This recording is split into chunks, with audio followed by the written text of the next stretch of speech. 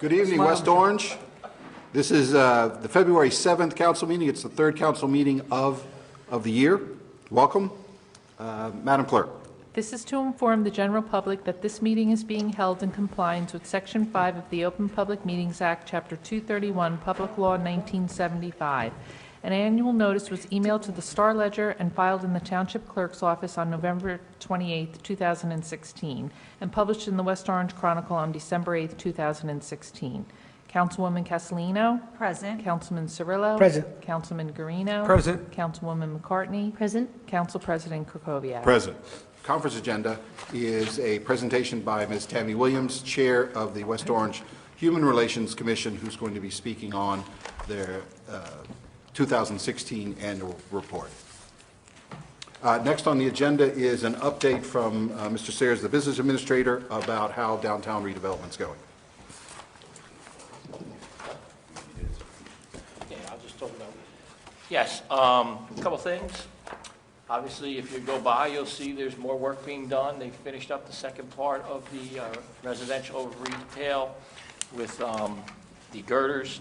They're also starting to frame out the windows inside the battery factory, and it's moving along pretty well. We did have a meeting with the redevelopers last week, and Mr. Trank's going to speak a little bit about what we discussed at the meeting.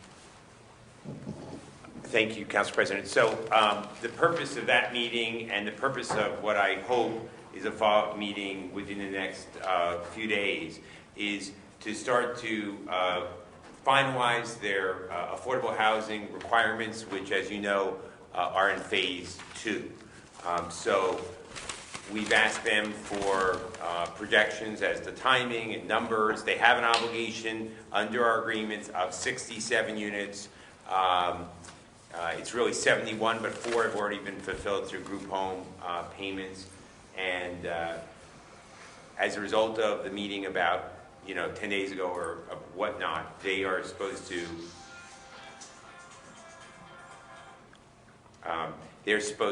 get us some more figures and analysis. And again, we're hoping.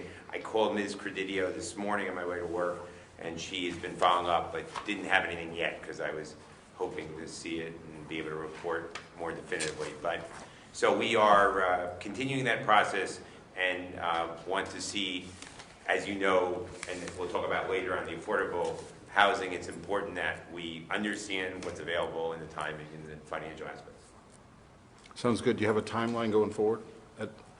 I am hoping that there's a meeting within days, and I'm hoping that we'll have we'll continue to report as we have more. One of the aspects that we want to discuss, and I know Chief Abbott's been involved in it, we just want to make sure that Carter is safe for the St. Patrick's Day parade. So that's going to be important because there's construction along that route, and I've recommended that Mr. Tracy be involved in it because once there's active construction every day, it's a little different. So we want to make sure everything is fastened down and safe before we have thousands of people on Main Street.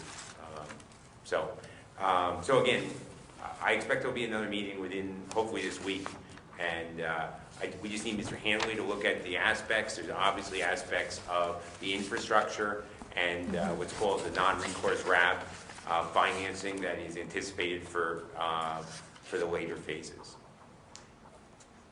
Sounds good. Any questions? Yes, Councilwoman. How are we doing with the renderings of the project for phase 1? So that was Mr. Sayers. If he didn't say it once, he said it at least 15 times. And he made that very, very clear to the developer that those have been requested. And he was promised that they would be forthcoming. We specifically want him to obviously make that site look good, but the renderings be consistent with the project. So hopefully if we have the meeting in the next couple of days, we'll get an update. Yeah. He was hesitant to commit to the middle of February, but certainly by March 12th is the date of the parade. Yeah. Yes. Nice banner on the fence will look awesome, yeah. Mr. Sayers could not have been clearer in his request. So we're optimistic. Thank you. And another question Certainly, in regards please. to phase 1. So the When would the bonds come into place as far as the infrastructure on our end of our commitment? Shortly. Are we getting close? So we need to back up the documentation as to that. And then Mr. Gross's recommendation was that, I forgot the guy's name, the engineer who's been involved in it from Eric Keller, not Keller, but Eric something. He was involved in all aspects of approving the line items, so we want him to get all the documentation and him to sign off. That's pretty standard in a project of this nature, that the architect who understands all the specs and whether the work was done or not will have to certify that it actually Sure. was done before we pay it. Okay, No money will be distributed until we get the invoices and they're okay. okay, good. Okay, So perhaps as a little background to people who don't know, part of the agreement that we have with the redeveloper is to issue $6.3 million of taxpayer guaranteed bonds to pay for the project. And I believe Mr. Sayers was just discussing the bonds can only pay for certain types of expenditures, and those expenditures have to be certified. So make sure that we're covering what should be covered. Any other questions from colleagues? I just had a follow-up question. You're obviously having meetings with PRISM looking at the second and third phases. I know we've talked about that there's going to be renegotiation of what was planned for Phase 2 and Phase 3. And as I brought up a couple of times before, when this was actually negotiated, I guess maybe 4 or 5 years ago, we had a couple of council people who were part of the discussions of that. And I just didn't want, if we're getting down the road on negotiating Phases 2 and 3, I'd like to, talk seriously about. I haven't heard them make any proposal that's inconsistent with what's already been approved. I think it's really timing. Again, my focus has been affordable housing and then the financing. But I haven't heard them say they're going in a different, it's all the townhouses, it's all consistent with what has always been it. But again, the minute we hear anything of that nature, certainly we'll report it and get everybody in the loop as quickly as we can. But we've only had one meeting, so just so we're clear. Okay. It took us a while to set that up, and I'm hoping we have a second one later this week. I'm waiting for confirmation on my cell phone that it could be as soon as tomorrow. I'm hoping it's tomorrow. well, Yes, follow up to Council President's point, so the pilot is set for Phase 2, or we need to negotiate that, correct? That would be need to. Again, it's anticipated there'll be a RAF bond, it always Yeah. has been. So they have to present us with a proposal. Once they do, we have a financial advisor, Mr. Hanley, who will review the numbers and make a recommendation or a suggestion on it. Okay, but we'll be kept in the loop when all that occurs. We have not received any paperwork as Okay. to the numbers. So we are the one who pushed them to have a meeting, because I want them to address the affordable housing as soon as possible, because Sure. it goes into our overall plan and other aspects of issues that exist in the town. Yes, Councilman. Okay, thank you, Council President. Mr. Sayers, I have a question. What is the status and ability of the library facade repair and replacement? They're moving along. They're almost finished, actually. All 3 sides are done except the back side, and they're finishing that up right now. Okay. So it's moving along. Not as fast as I would have liked it, because there's a lot of parking that's not available, but it's moving. It looks nice. Yeah, it does look nice. Is there any plans to put lettering on Mount Pleasant side of the facade? I'm not aware of that, to be honest with you, but, that is something I guess that could be considered, but as of now, I don't think there's anything in plan for that. I had asked Jerry Sweeney, maybe something the Friends could help out with. Thank you, Mr. Sayers. You're welcome. Thank you, Council President. Councilman. Thank you, Council President. Mr. Trank, just a question. Let's say, hypothetically, Phase 2 starts moving forward. There is an affordable housing component there as well, right? Since there was no affordable housing component that was built in Phase 1, it will come into Phase 2. What kind of estimates are we looking at in terms of Timelines units? or financially? No, just units. 67, 67 units? yes. In Phase 2? Yes. Okay. And there would they have to be built within the footprint of Phase 2, or they can be, it can be at different sites? So that's what we're discussing now. And again, I greatly appreciate your coming to the meeting last week on the BDA, Right. where we talked about the Valley Central, which, as everyone knows, is on the orange side, going to break ground on Monday at 11 o'clock. And I think the public is invited to that. That'll be outside on Central Avenue. So the issue specifically is whether or not there can be a component where some of those units are help the West Orange side of Hartford Press to come out of the ground sooner. Okay. So that's part of the negotiation that we want to have with the redeveloper on Main Street. Yeah, and I asked that question because you also have to keep in mind that what kind of numbers I guess the Supreme Court ruling is going to, and I guess, are we discussing that later today? Yeah, I think Oh, okay. initially, Yeah, it's on the agenda. Initially, some of it involves obviously pending litigation. Right. We're currently in court, as is every town in New Jersey. And then I think the council president is going to give an overview afterwards about basically 5 or 6 hours of meetings that occurred today with the court-appointed special master mediator that Councilwoman McCartney and Council President Kukoviac were at. So it's all part of a jigsaw puzzle, and we're trying to get the pieces in. I don't want to jump the gun, but just one more question on that affordable housing conversation. The obligation itself rests with the municipality, not with a developer, correct? Okay, so, You're right. okay, all right. I just want to make that clear, which means that the it's in the municipality's interest to try to figure out the best way to build or comply with whatever Supreme Court ruling or when new construction comes about. Okay, good. Thank Correct. you. Appreciate it. Thank Yeah. you. Thank you, Council President. Sir, any other questions? Next item on the agenda are the council liaison reports and announcements. Anybody would like to go? Sure. Councilwoman? Sure. Thank you. Okay. So tomorrow morning is the annual chamber breakfast. We're anticipating 300 people, approximately 300 people, to hear the mayor's State of the Town address and to induct our new chamber slate of officers. So walk-ins are welcome. It's kind of late for that. Just last week, the Downtown West Orange Alliance, the PR Commission, the Chamber of Commerce, Thomas Edison National Historic Park had our first partnership meeting to start preparing for the annual Edison Day Street Fair. Seems soon, but we don't have Slide the City this year, but we have a lot, and car show, an antique car show. So we have a lot of preparations for that event, and that is always held on the first Saturday in June. Last Wednesday, on February 1st, at the planning board meeting, it was the shortest meeting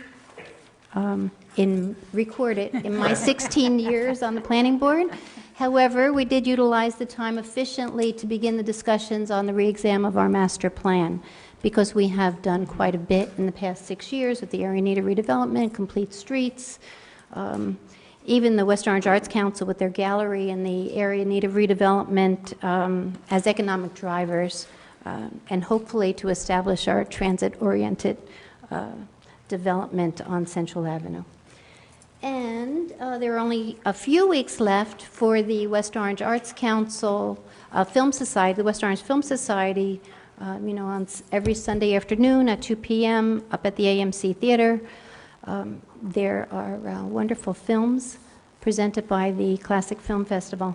And Sunday, February 19th, is the next event, and that's the Black Mariah Film Festival, where independent films are shown that have been already prejudged for your pleasure.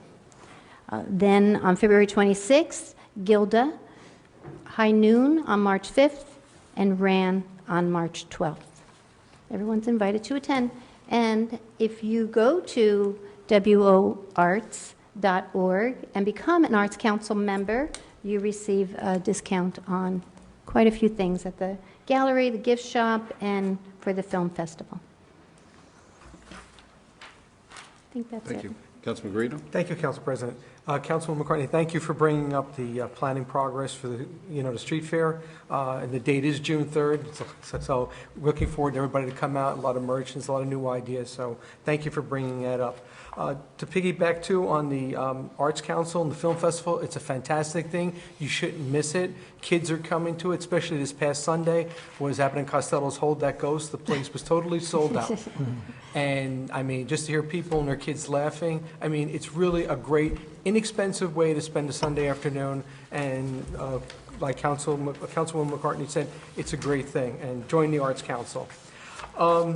Speaking of which, there is a new state law being proposed from the Assembly in the state of New Jersey. It's Assembly Bill number 4449, and it has to do with Drivers and Pedestrian Mutual Responsibility Act. And it's an act that our board, the Pedestrian Safety Advisory Committee, will be looking at, because it's going to change a lot of the laws for driving, driver responsibility, as well as pedestrian responsibility as it comes to pedestrian crossing streets, pedestrian safety in itself. So I will keep you up to date, and that moves along, and our board will be working diligently on this, so we'll keep you up to date. Also, too, with the Pedestrian Safety Advisory Board, we have our county meeting, which is in the planning stages, to move forward with a lot of the cooperation that we are getting from the County of Essex with the engineering department, the road department. So we're getting tremendous cooperation and input from the county, and they're getting a lot from us. One of the other notes is that parents that are interested, the flashing children in zone down on Gregory Avenue at Gregory School, according to Mr. Lepore, that equipment has to be replaced, and it will be in the process of being replaced for the children, and they may be moved at the more confined district areas. So just to give you a heads up on that, if anybody had any questions. You can email me too if you have any questions about the Gregory School lighting. So thank you, Council President. Certainly. Councilman Cirillo? Sure. Thank you, Council President. Just want to talk about a few items quickly. Mr. Trank mentioned attending my attendance at the Central Valley Brownfields redevelopment area meeting.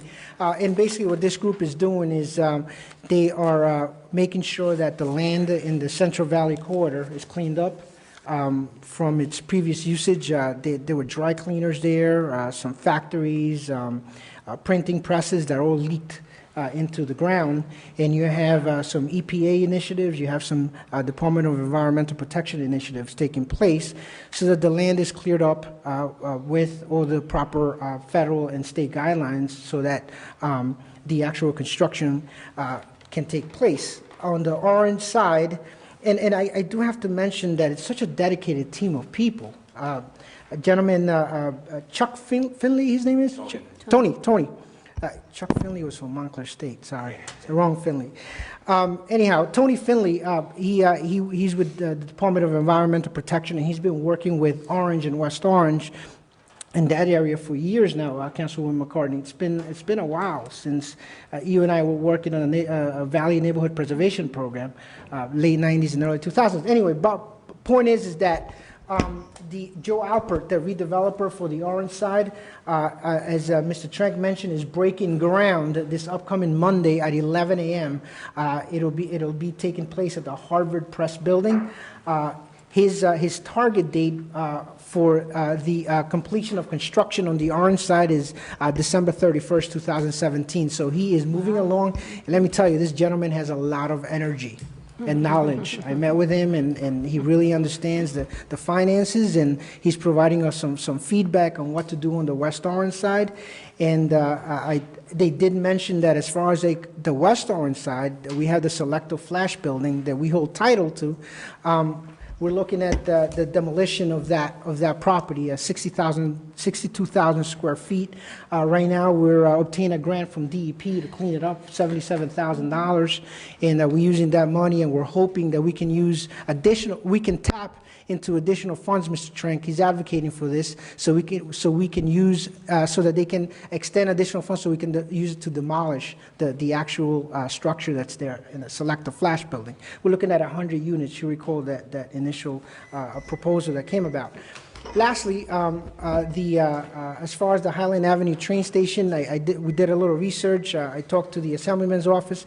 The City of Orange received a grant from the Department of Transportation for $600,000, and they've been very active in generating studies and initiatives on what to do with that Highland Avenue station, how to address some of the structural issues that are going on, fix up the entrances, clean up the place. That station has been closed since the early 80s. So it's locked. All you can do is get on the train right now, but the actual station itself is not open. In addition to that, I don't know how many people are aware that, but the Midtown Direct going into Manhattan doesn't stop at that train station. It only makes one stop every day at 4:30 in the afternoon. So the plan is to advocate and lobby now with these initiatives going on in Orange and West Orange and the City of Orange's $600,000 grant and proposals to see if we can open that, so we can change New Jersey Transit's mind to open that train station for Midtown Direct in the morning. That would be a bonanza for that neighborhood, and it would really help us on the Orange side.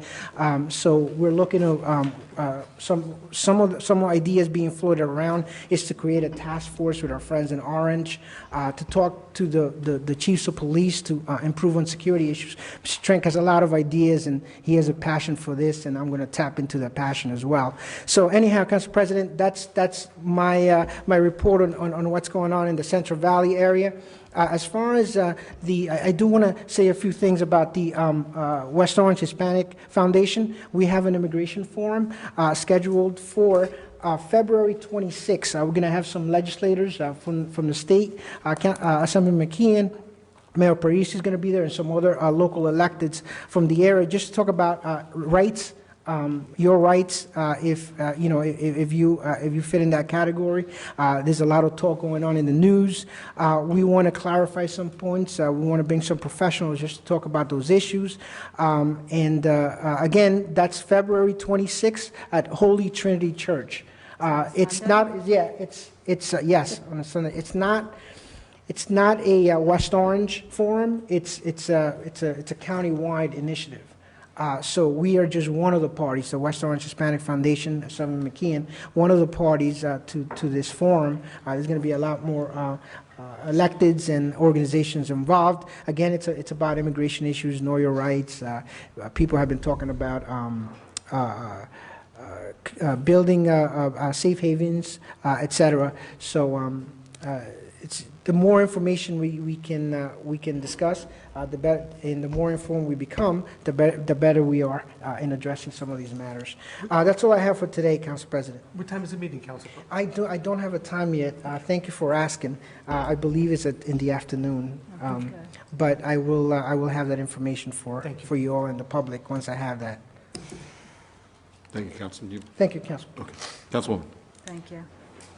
Okay, the reason why I ask is also on February 26th, West Orange Unico will be hosting the 43rd Annual Sports Breakfast. This year, guest speaker will be Ken Danny from former New Jersey Devils player. So always a great breakfast. They always do a great job, and that's 10 a.m. at West Orange High School on February 26th.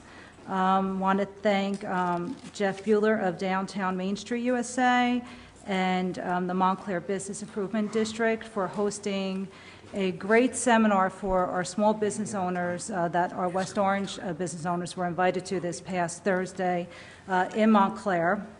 The workshop was called the Silver Lining Action Plan, the SLAP program acronym, because it really focuses on working with small business owners to grow their businesses, really analyzing what they've been doing, holding their feet to the fire, and to grow their business. I sat through the years of many motivational speakers, being a sales rep myself, and this was one of the best seminars that I've ever been to.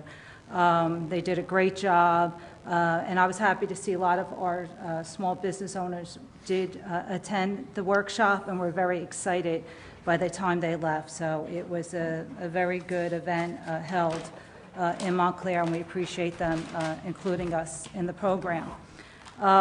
This Thursday night, the 9th, today's the 7th, we'll be having our Public Relations Commission meeting right over here in the conference room at 6 o'clock.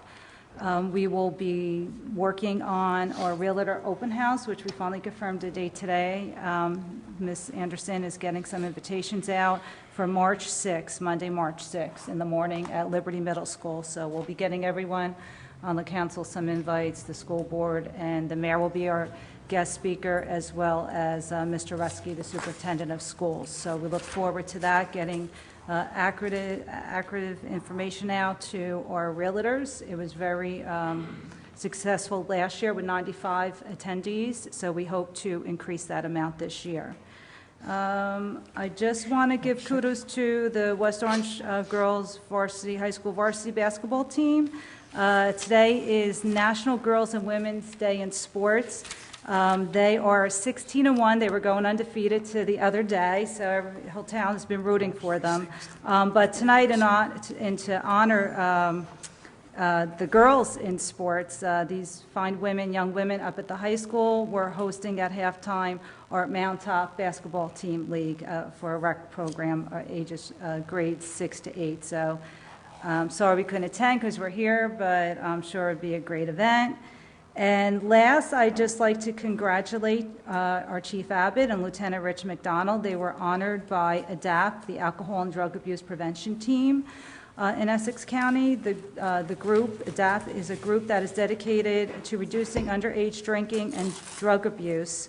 Both the Chief and Lieutenant were recognized for their efforts for this past year in assisting the organizations in their goals and objectives for our youth in the county. So congratulations to them on their hard work.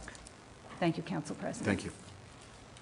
The West Orange Open Space and Recreation Committee is looking to spruce up the entrance to The Rock, which is at the top of Mount Pleasant Avenue across from the recycling center, and also exploring the potential to acquire some open space on Ridge Road.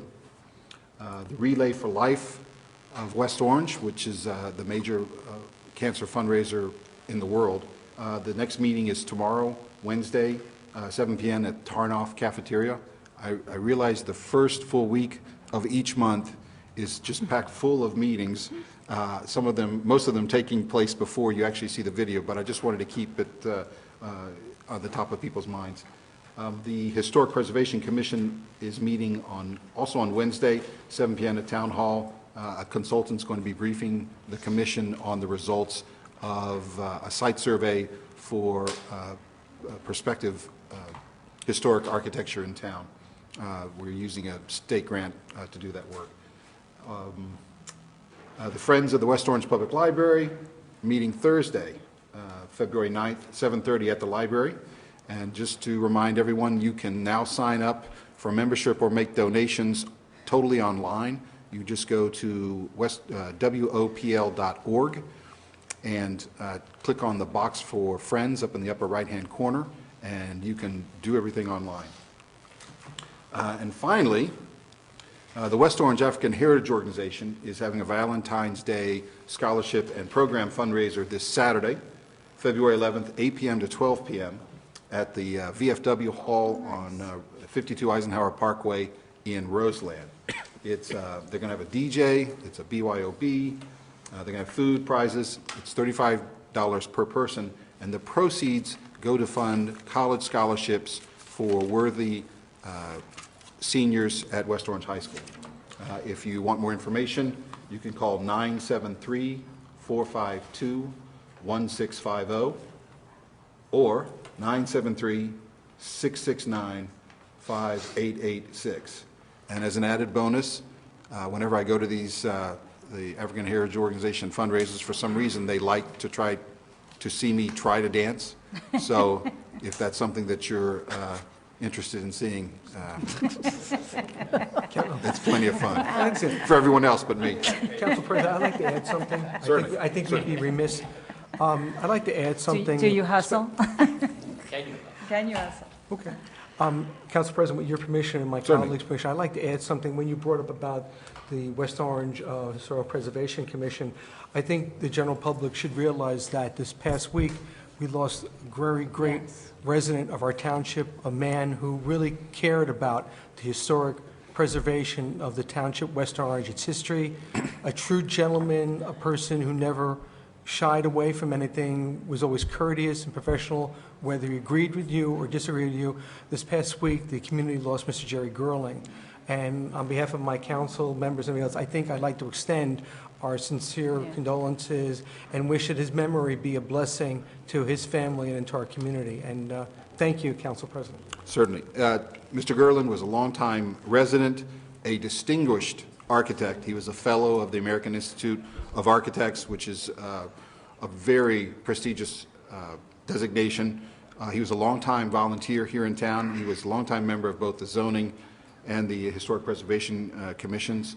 And if you've lived in New Jersey or the Mid-Atlantic region, you have probably seen projects that he's worked on. And we're going to have Brian Feeney, the chair of the Historic Preservation Commission, speak during public comment to give you a lot more detail on this. But we're blessed to have known him, and sorry to miss him.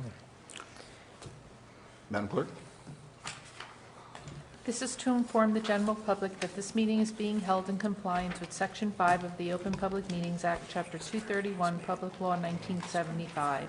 The annual notice was emailed to the Star Ledger and filed in the Township Clerk's office on November 28, 2016, and published in the West Orange Chronicle on December 8, 2016. Councilwoman Castellino? Present. Councilman Cirillo? Present. Councilman Guarino? Present. Councilwoman McCartney? Present. Council President Krokoviac. Present. Will everyone please rise for the Pledge of Allegiance?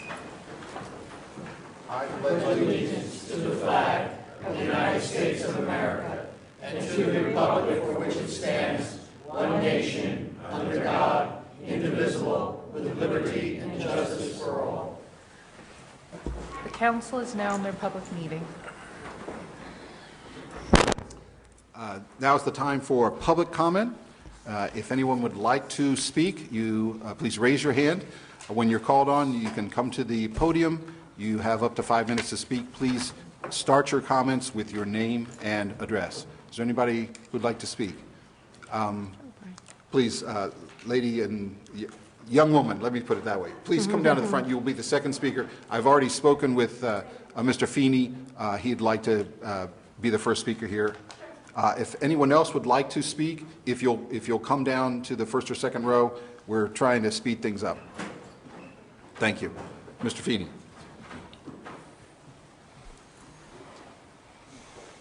Good evening. I'm Brian Feeney, 27 Woods End Road, and also, as noted by our council president, chairman of the Township Historic Preservation Commission. And I came here tonight just to sort of add to what others have said and to remember a colleague and dear friend, Mr. Jerry Gerland. I served with Mr. Gerland on the commission for over a dozen years, and it really, I don't exaggerate when I say what a privilege it was to sit with him and to serve the community as we did and trying to preserve the cultural resources of our township. But more than that, it meant a lot to me over the years that, I sort of went from the new kid on the commission, he called me a kid, I'm 58 years old, he called me the kid, okay, to colleague, to eventually friend. And I really, really cherish Jerry as a friend. But, in the last several years as I chaired the commission, I really felt fortunate to have Jerry there and to have his counsel. And in fact, about a year and a half ago when Jerry started to not feel very well and his illness was really taking hold, he called me up one night. He said, Brian, I really don't think I can make these evening meetings anymore. I think I should resign from the commission. And I said, Jerry, you can't do that. I said, you sit on my right at every meeting. Who am I going to lean over to and say, Jerry, what are we going to do here? Yeah, okay. He said, all right, I'll be your consigliere. All right, I'll stay. And he did. And he sat at my right. And, whenever the meetings would get kind of crazy and everybody was talking over each other, I would just lean over, Jerry, what do we do? And just a few words, Jerry knew exactly how to cut to the core, because that's what Jerry was so good at. I mean, indeed, he was an architect of national reputation. I mean, not only, would you have walked past projects that Jerry had his hand in here in New Jersey and in the Northeast, but throughout the country. I mean, projects as large and voluminous as the Getty Museum in California to the National Holocaust Museum. I mean, Jerry had his hand in so many incredible projects. I mean, right out of grad school, of course, he went to work for I.M. Pei, the famous architect, and then he got poached by Richard Meyer, the very visionary architect who, has so many incredible projects throughout the nation. And, I mean, Jerry had this talent. I mean, Meyer could, take an envelope and do a little sketch on it, and he'd throw it to Jerry and say, okay, make some drawings. Show me what this building is going to look like. And Jerry had the ability to do that. But even more than that, it was Jerry's job to make it a reality. I mean, he could take, stacks and stacks of blueprints, and in his mind, deconstruct it and know exactly how you were going to build that building. And that was certainly his expertise. He, detail and constantly thinking through things and looking below the surface, and always wondering, I'm not just building a building here, but what do we do? How do we create a building that really reflects the people who will be a part of that building? And when you look at the projects that he really had a strong hand in designing, you understand how he thought about that, and how he always wanted the building to not only integrate with the landscape, but to become a reflection of the people who would use it. One of the most endearing qualities about Jerry was that incredible curiosity that he had. I often said, Jerry had the curiosity of a child locked inside this brilliant man. And that would be manifested in Jerry's storytelling ability. It didn't matter if you were at a meeting or you were having lunch with him, all of a sudden he would pause and he would raise that index finger and say, that reminds me of something. And you knew you were off to the races. It could be a short story, it could be a long story. And he wasn't just telling a story to hear himself talk. It's because something had fascinated Jerry and he couldn't contain himself. He had to tell you about it and he had to share it. And he really was, just such an incredible storyteller. And while, we listened to so many of his family, speak of this at the memorial service just a few days ago. And as we always do, we always seem to do in funerals and memorial services, we always remember the very best of people. But nothing they said was an exaggeration. He was someone who deeply cared about people, about family, of course, and then, about this township. And he gave so much to us all, and I really do hope that if you didn't know Jerry, that you have a chance to talk to somebody who did. And they could illuminate a little more about him. And, I just think you really should take that as an opportunity. We're going to miss him. The township is going to miss him. But you know what? Just like all those buildings that he built, his imprint is on so many things here, including a project he worked tirelessly on right up until his passing, which was the Edison Battery Building.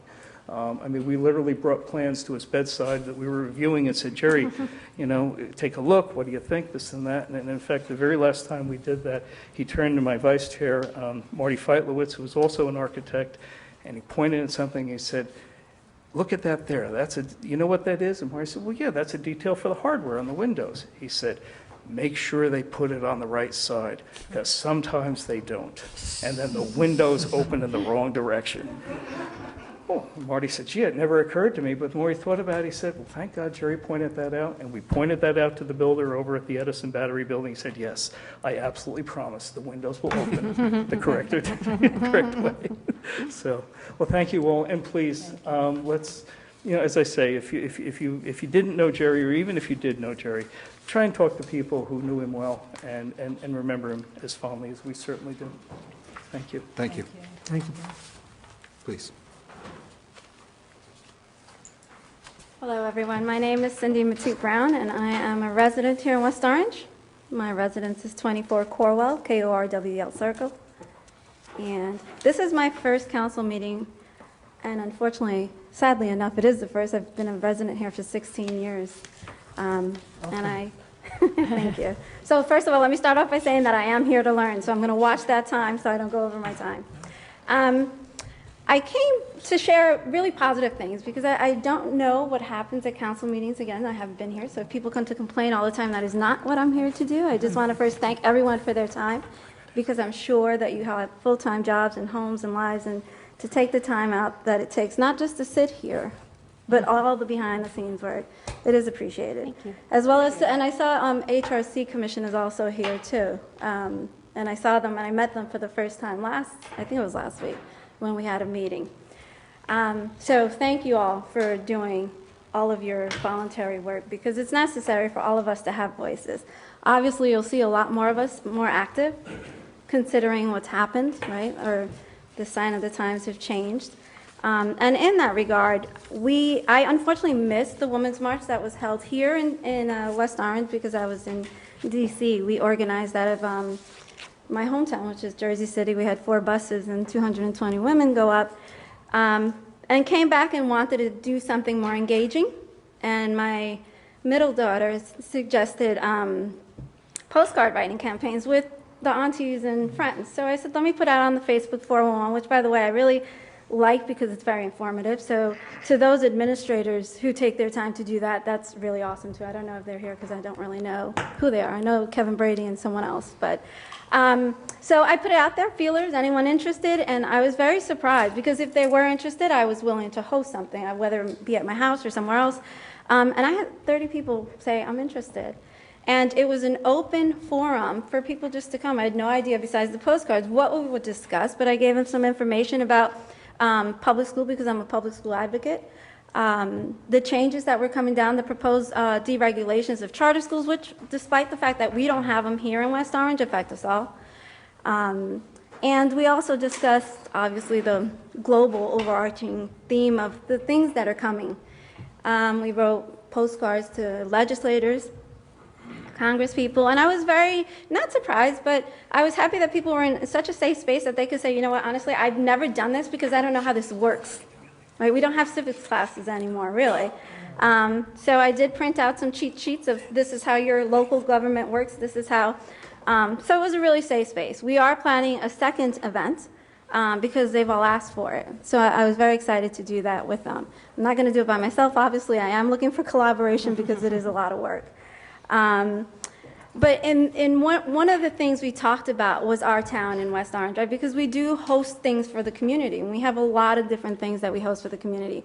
And there are some things that I, as a minority, don't feel very supported in, but we're looking forward to bringing our communities together to be able to do better.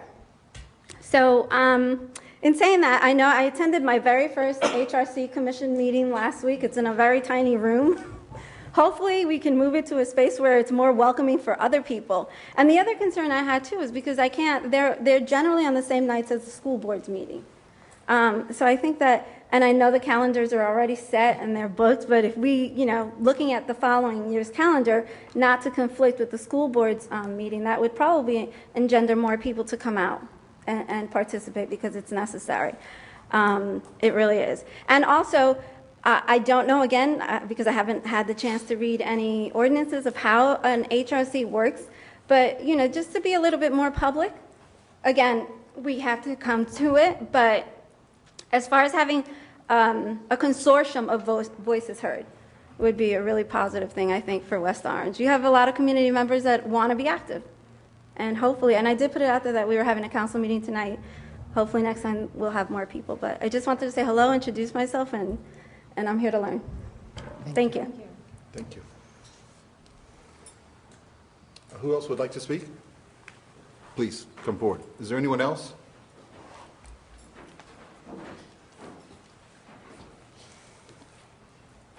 Good evening. My name is Eric Friedman. I'm a resident, live at 716 Northfield Avenue, off of Aspen. Wherever you are, we're kind of neighbors. Corwell Court, right across the street. Right there. We'll talk. I'll hitch a ride with you next time. Anyway, I attended a pedestrian safety meeting last spring at the Environmental Center at the Turtleback Zoo.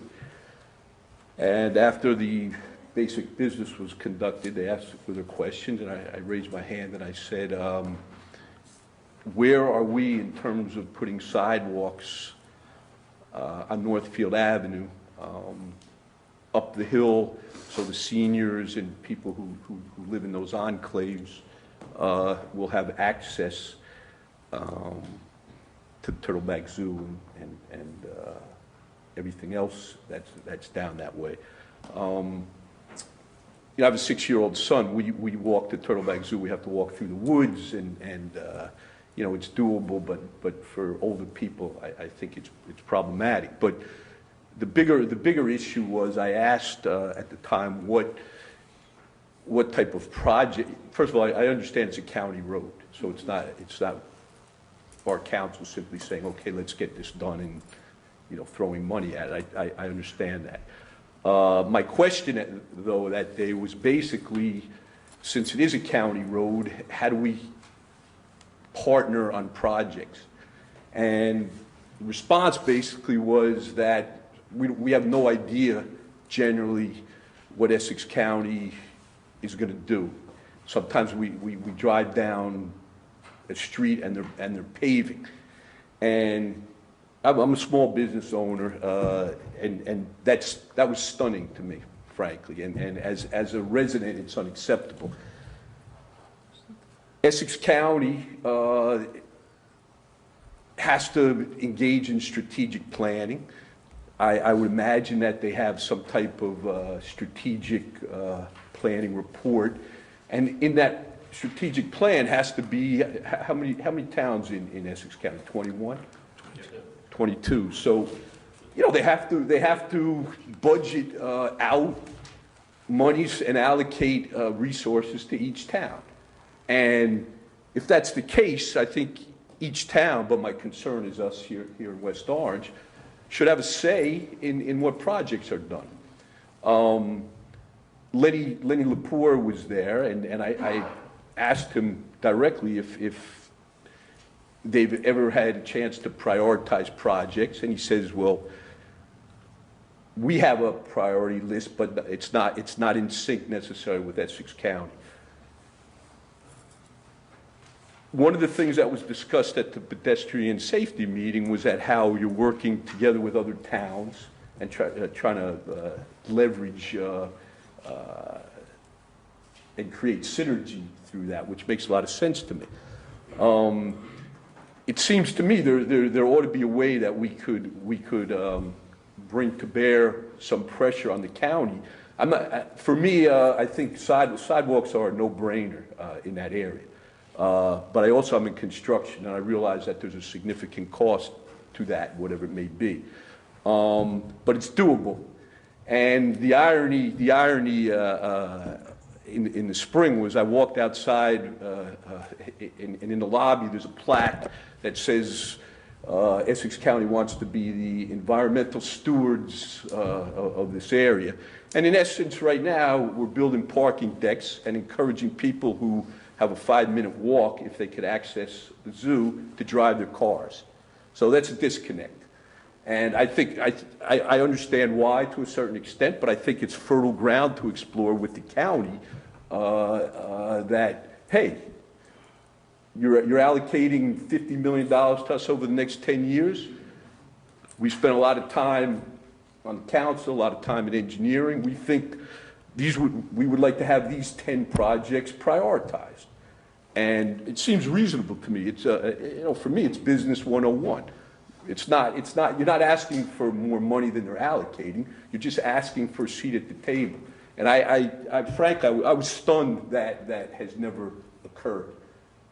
So I think sidewalks would, I realize it probably doesn't serve a huge critical mass of people, which is always an issue, especially when you have limited resources. On the other hand, I think it's a strong statement by us as to how we feel about the environment and creating safe passages for seniors and others in the community who are more vulnerable. So thank you, and thank you for all your efforts. Thank you, Mr. Friedman. And are we allowed to ask a question? The practice of the council is that we let everybody come up and speak a public comment, and then we will respond. Mr. Puglisi? But do you have a question? If you have a should ask him question? If he has a question, too. If you have a question, Council President, I'm sorry. Good timing. Mr. Friedman? Mr. Friedman, There you go. you mentioned that you had a question. Yes. Would you like to just come back and push Mr. Puglisi out of the way and just ask it real quick, please? If you'd like, sure.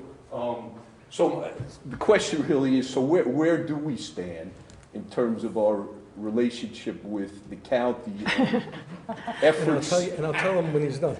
Or Anthony's right behind you. When it's over, I'll tell him. There you go. Anthony, tell Mr. Freeman too that I'll answer him when I have my turn. I'll answer him back. So obviously, this is my first meeting. We only moved here fairly recently. That's fine. Thank you. Thank you, sir. I don't know all the players. Thank you. But so where do we stand? And it could be, it's a rhetorical question at this point. But Sure, that's not- and what type of reception are we getting from the county, and what tangible results? That's more than one question. I realize we're not building the sidewalks in 3 weeks. No. But part of the plan is, okay, what's our time frame? I will answer, sir. When I get my turn to talk, I'll respond back to you, unless the council president wants me to tell him now. I'm sure Mr. Sayers might want to add on to that. Yeah, thank you. Mr. Puglisi, thank you for your patience. Thank you, Mr. Freeman. Anthony Puglisi, Public Information Director for Essex County, representing County Executive DiVincenzo. So obviously, this is kind of coincidental that I follow this gentleman here. I disagree with some of the things he said. I believe that West Orange and Essex County have a great working relationship.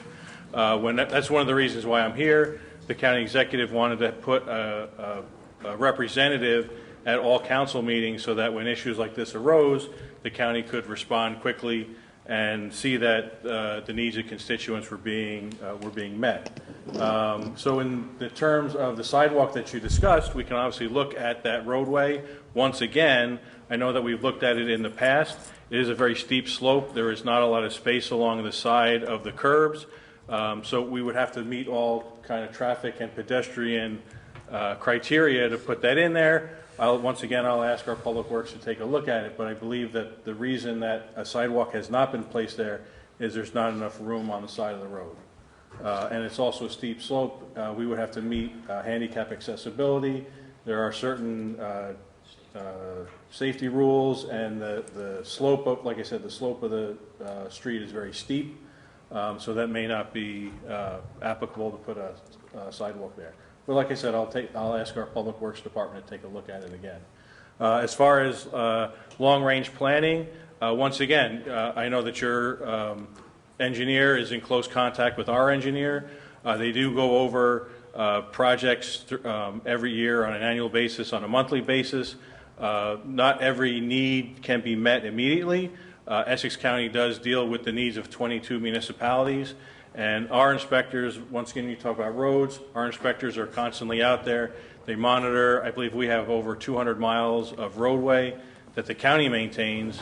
They're constantly monitoring that, and the county does prioritize our roads and what needs to be done. So again, within the last 2 years, I know Pleasant Valley Way has been repaved, and a lot of the recommendations that the township had as far as calming traffic speed, traffic safety were implemented, and we continue to work with Councilman Guarino's Safety Committee to see what else can be implemented along that roadway.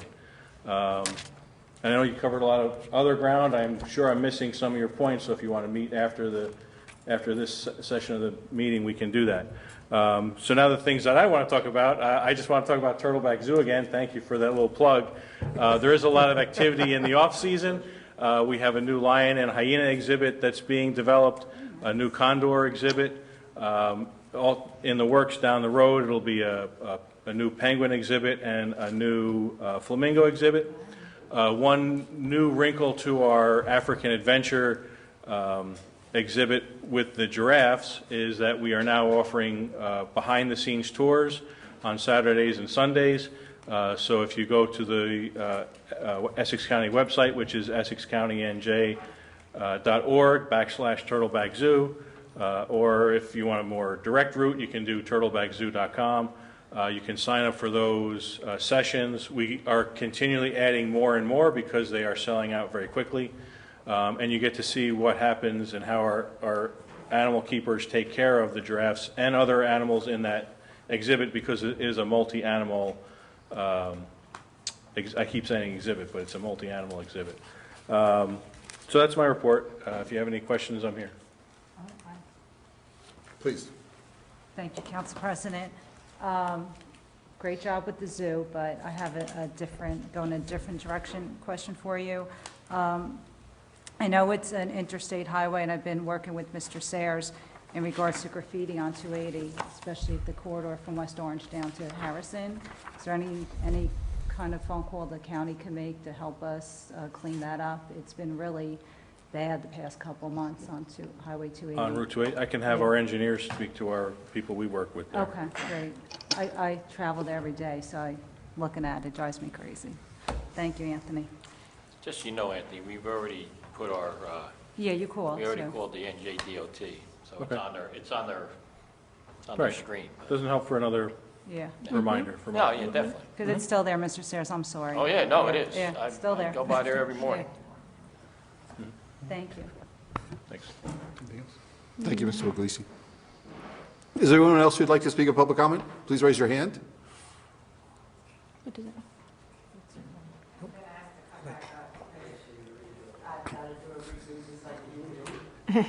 Please, Ms. Williams. Pause in the action. So do I go slow in slow motion like?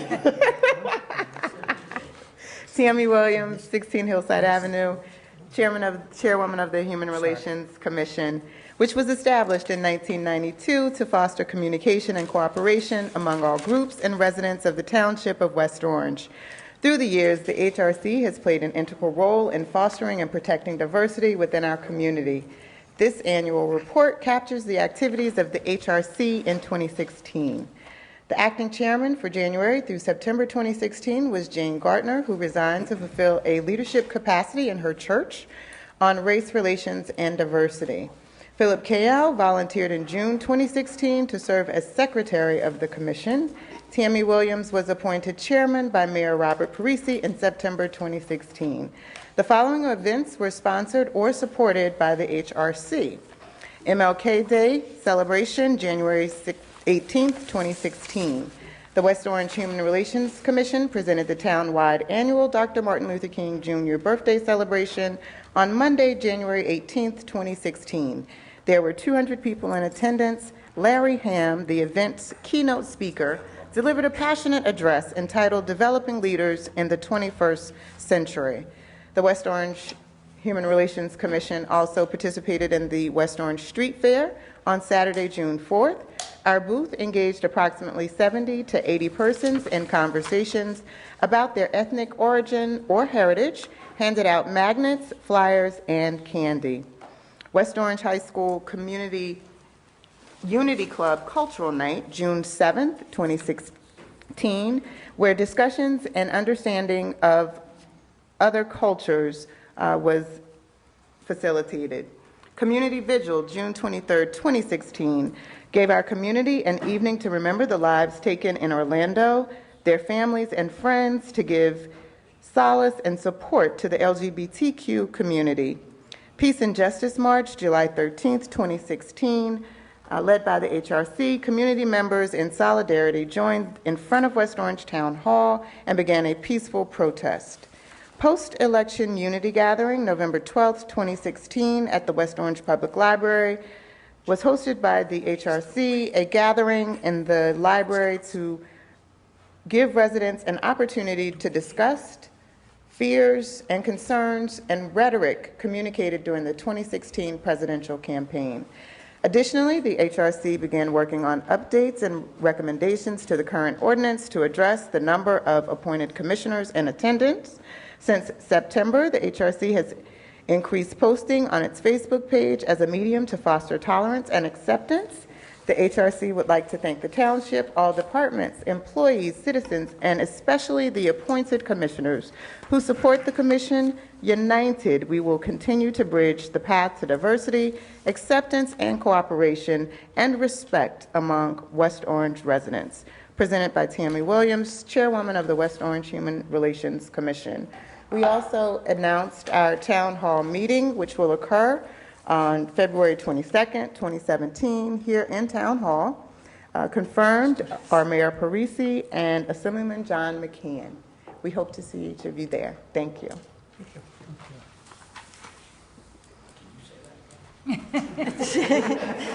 One more time.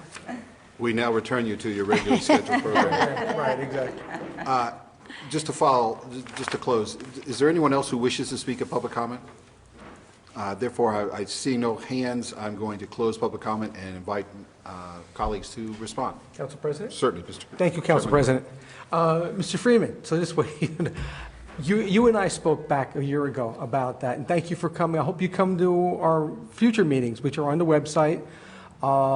Getting back to what Mr. Puglisi said, we've created such a great relationship with the County of Essex, with the engineers, the road department, and the freeholder board, where the fact is we've spoken about the sidewalks. It's on their agenda, but Mr. Puglisi said there is steep slope environmental issues in that area on Northfield Avenue where you're asking for the sidewalks.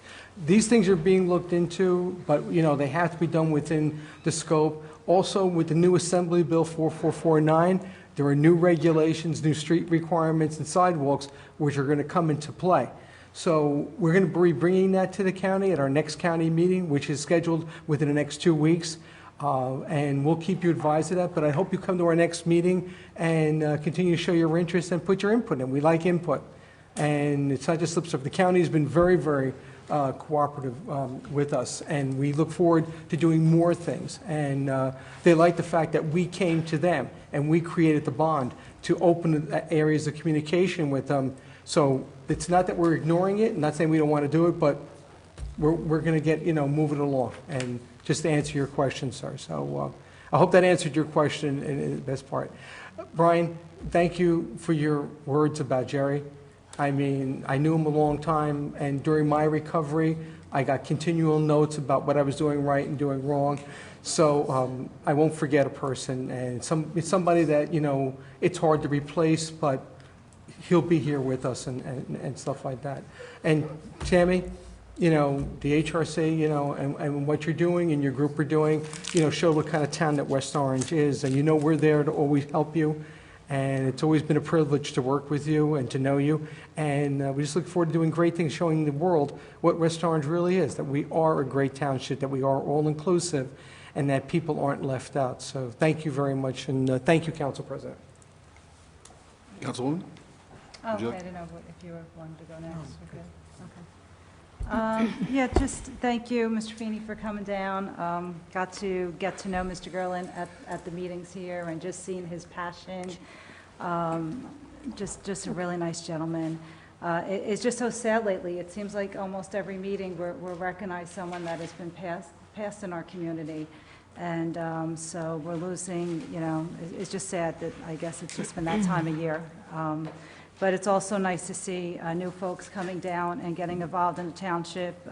Cindy, thank you for coming down and saying some nice words, and Mr. Friedman as well. And Anthony, always thank you for what you do for the county and a great working relationship.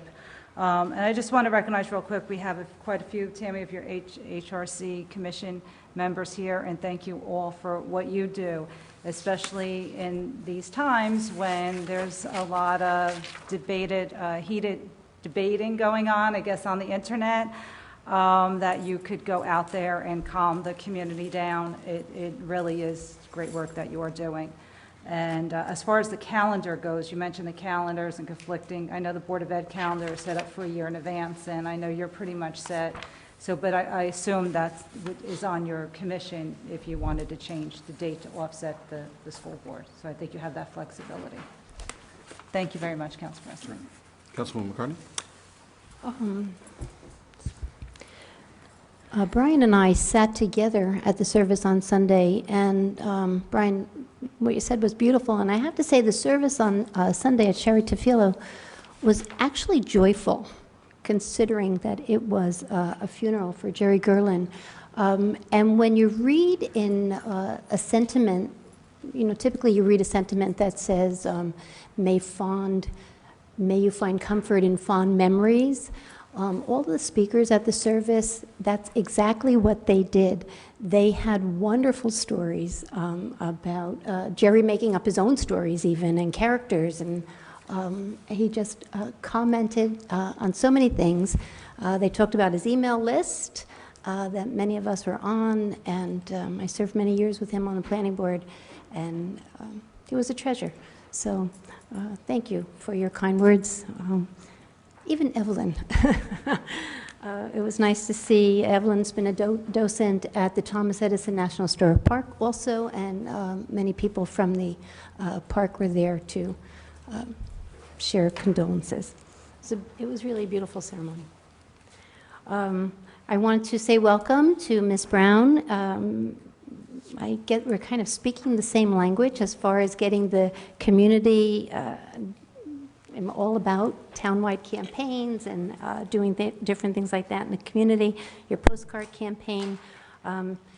And just so you know, there are so many local organizations. Off the top of my head, I'm thinking of the Environmental Commission, the Historic Preservation Commission, the Victor mentioned the Hispanic Foundation. We have the PR Commission, the HRC Commission here tonight, the West Orange Arts Council, Downtown West Orange Alliance. So many people in the community have come together.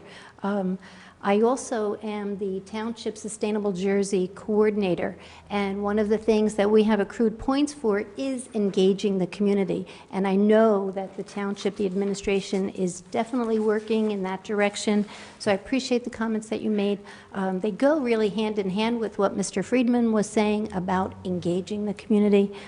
We think that is ultimately our goal. We are receiving points as we move in that direction. We have 2 reporters right here from TAP, the Chronicle. So, we try to get the word out the best we can, not just on our Facebook pages, but, through the centralized, and our public information officer is here as well, to get the information out in a centralized fashion. So I appreciate your comments and your, again, sound like your passion. Mr. Friedman, the same thing. The county comes before us on the planning board numerous times for all the activity for courtesy review hearings on the planning board. We always talk about sidewalks. The county has also implemented a complete streets policy, so that's part of that plan. So any application that does come before us, we are always looking for that. As a matter of fact, stopped at a light on Prospect and Mount Pleasant just last week. That sign that Prospect Avenue is closed since, I think, January 9th. I immediately called Lenny to say, are they putting in PSE&G? So the work is on PSE&G, and I immediately called Lenny to say, are they putting in sidewalks? And he said, not right now, but they're coming back, and that's definitely on the zoning board's agenda.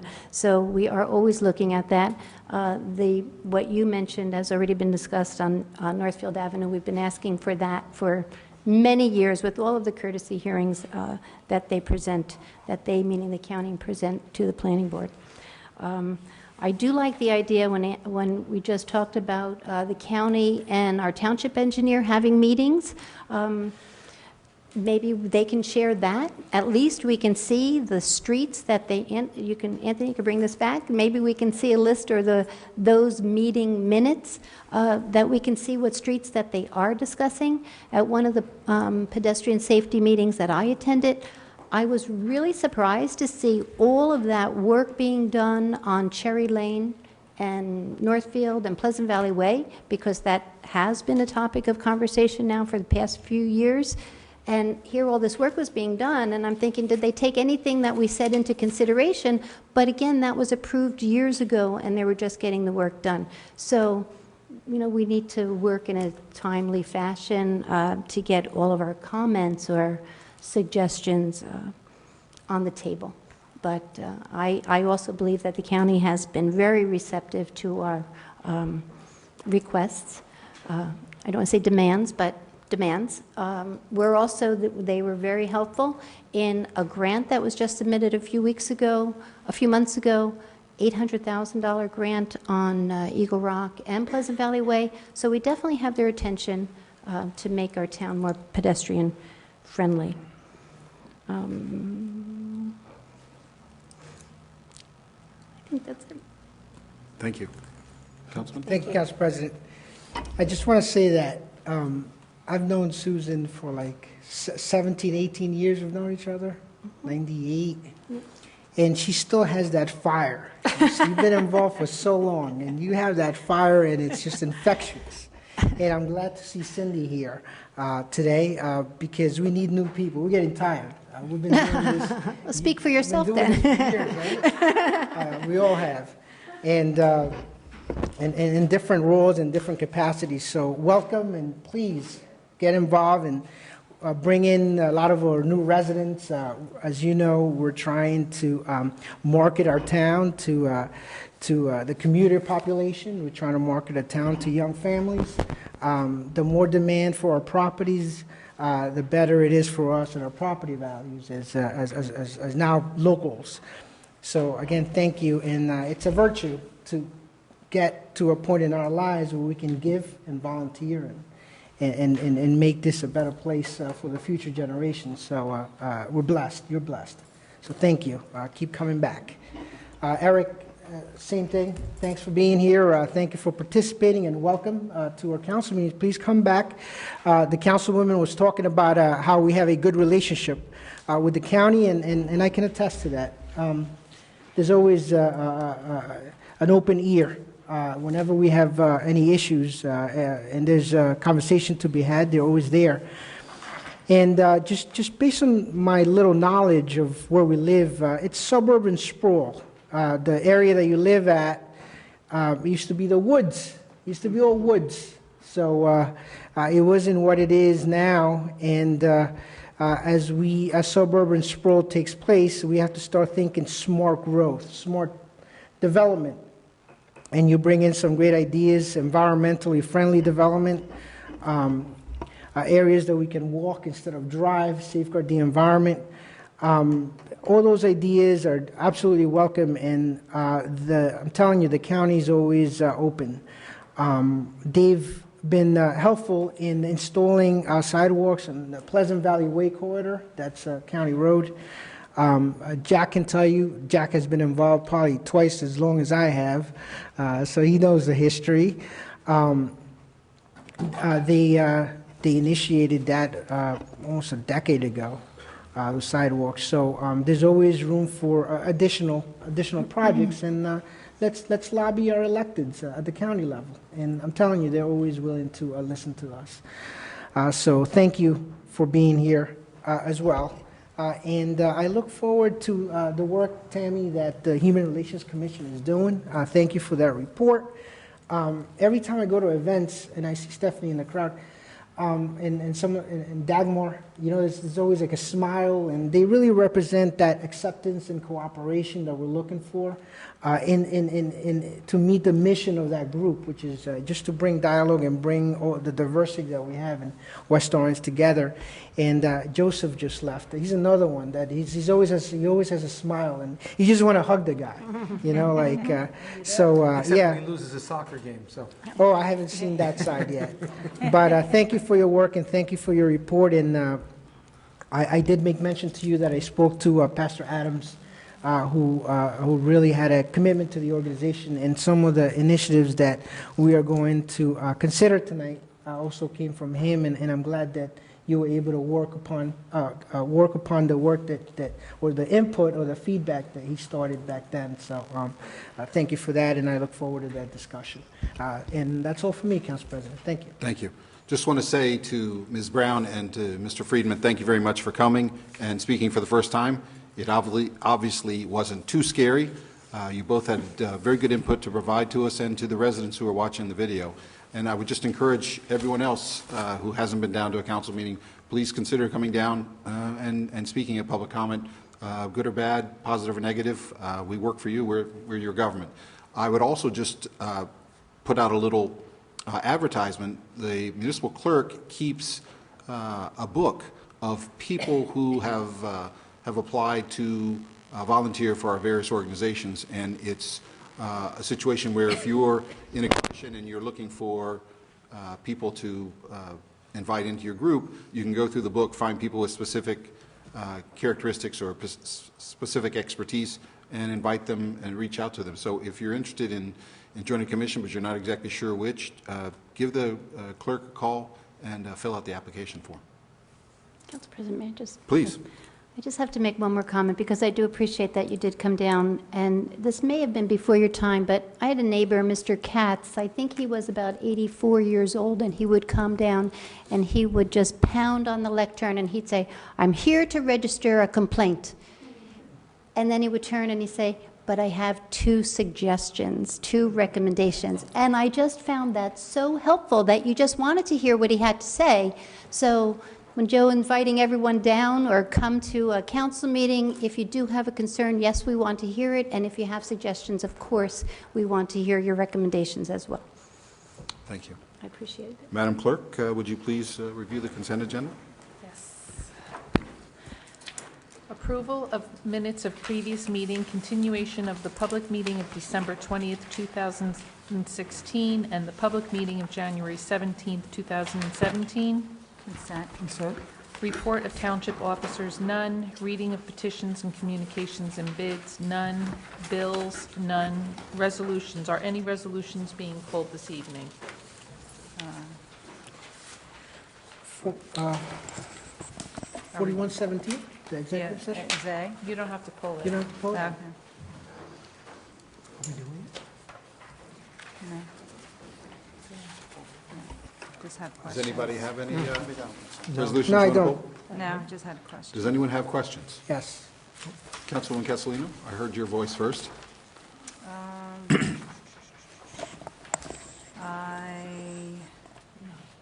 On 20, wait, I'm sorry, that was an ordinance. Would you like us to come back to you? I know Yeah, I come sort of back threw to it me. up. I wasn't Councilman ready. Cirillo? Not at this moment. Okay. I have a question, Councilman. Good. Thank you. Please. On 4917, resolution authorizing the township to participate in the Somerset County Cooperative Pricing System. Mr. Sayers or Mr. Gross, is this almost just like the Texas Cooperative we were able, when we bought the new ladder truck for? It's actually more like the other counties that by Morris County. There's a number of counties. It's a little different. The Texas one is outside the state. It's not necessarily connected to the state. These are all in-state institutions. And this gives us a broader look at pricing, where we can pick and choose where we can get the best prices for the things that we're looking for. And may I ask, does this cover everything from automobile to non-cap? I mean, It covers, like most of them, they have a broad group of contracts. Basically what a lot of counties have done is, in order to increase their buying power, they co-op so that other municipalities can come in. So anything that a county would buy is most likely things that we would be buying as well. okay. And my last question is, none of the municipalities that currently belong to this have had any problems or any issues? We're not aware of any, but that doesn't mean that there may not have been. Right now, we're just looking to join it. When we actually go to buy something, we actually don't have a particular purchase in mind right now. It's just out there and it's available to us and it's free. So it's basically ordering a catalog. Okay. So. Thank you, Council President. Thank you, Mr. Gross. Councilwoman? Couple more like comments, if you will.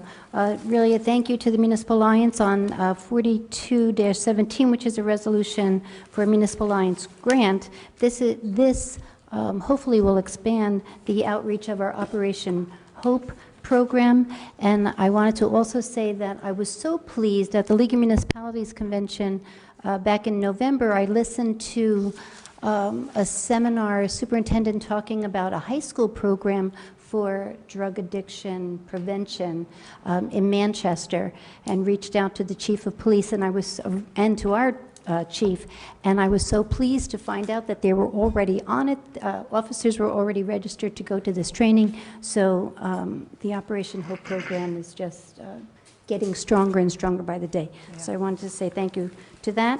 On the resolution about our tonnage grant, I think I can't stress enough that the more and more we recycle, the less and less we have to pay to haul our trash away. So I know we have mandatory recycling ordinance, but if you can just make that connection that recycling is really part of your tax bill and get your recycling out of your trash, it will definitely help in on your tax bill because we have to pay it, the tonnage to haul it away.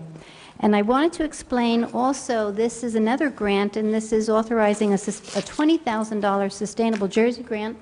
Joe, if you don't mind. This is with the Open Space Commission. This started with the Environmental Commission sharing a $1,500 grant award that the Environmental Commission received, and the funds were basically put together to have a landscape architect design a conceptual plan for the 6 acres at 577 Mount Pleasant Avenue that the Open Space had acquired back in maybe 2010 or 12.